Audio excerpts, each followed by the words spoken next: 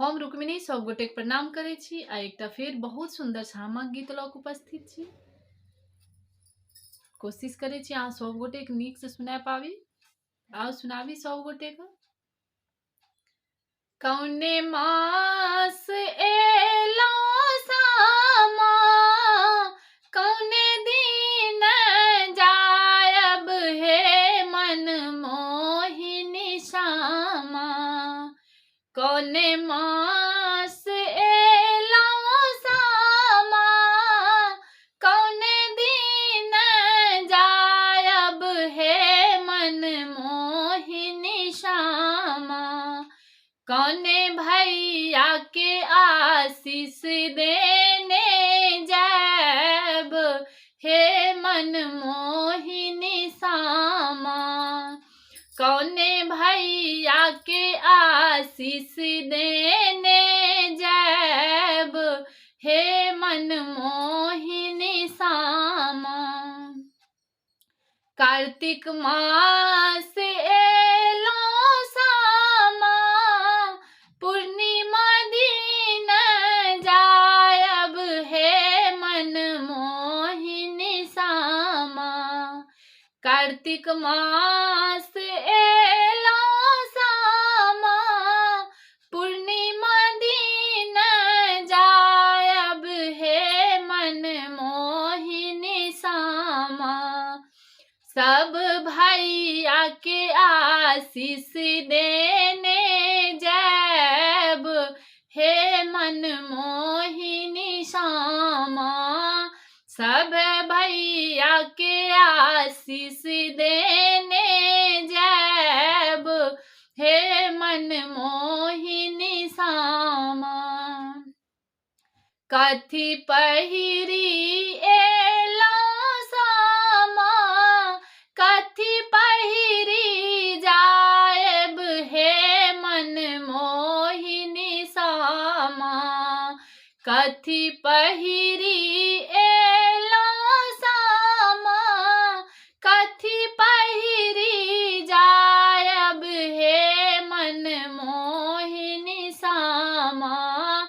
कौने भैया के आशीष देने जायब हे मन मोहिनी श्यामा। कौने भैया के आशीष देने जायब हे मन मोहिनी श्यामा। चिर पहिरी एलो सामा, पटोर पहिरी जायब हे मन मोहिनी श्यामा।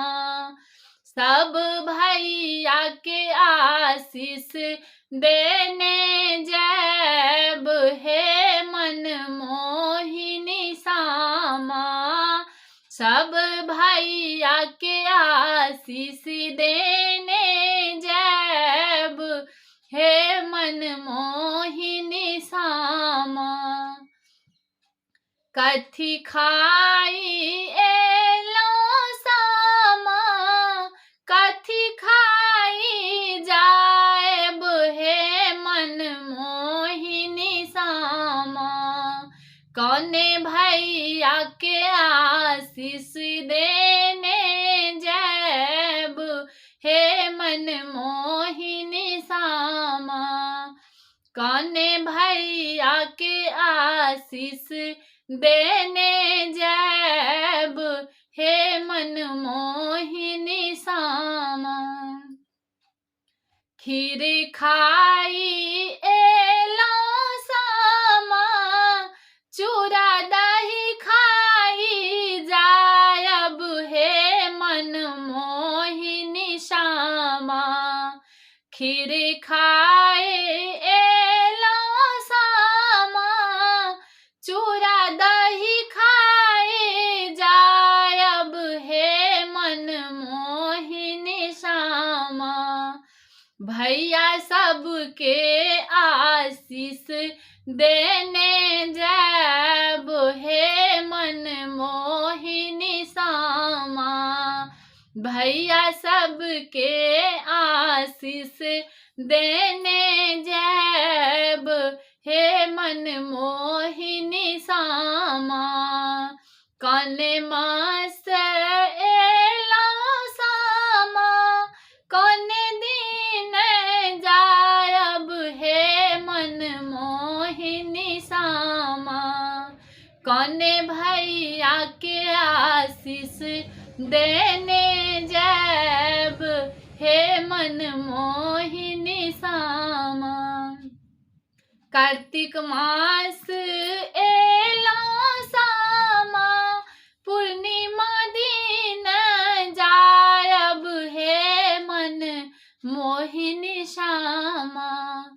सब भैया के आशीष देने जैब हे मन मोहिनी सामा। भैया सबके आशीष देने जैब हे मन मोहिनी श्यामा। धन्यवाद।